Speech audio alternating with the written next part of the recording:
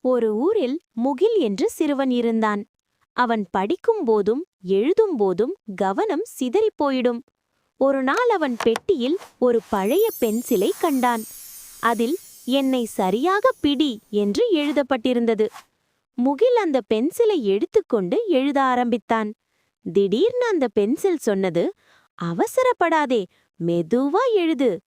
முகில் ஆச்சரியப்பட்டாலும் கவனமாக எழுத ஆரம்பித்தான்.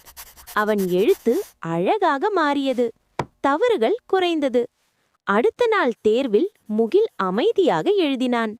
அவனுக்கு நல்ல மதிப்பெண் கிடைத்தது. அவன் பென்சிலை பார்த்து சிரித்தான். அதற்கு பென்சில், நான் பேசினதால இல்ல, நீ கவனமா எழுதியதாலதான் நல்ல மதிப்பெண் பெற்றாய் என்று சொன்னது. நீதி, கவனம் வெற்றிக்கு முதல் படி.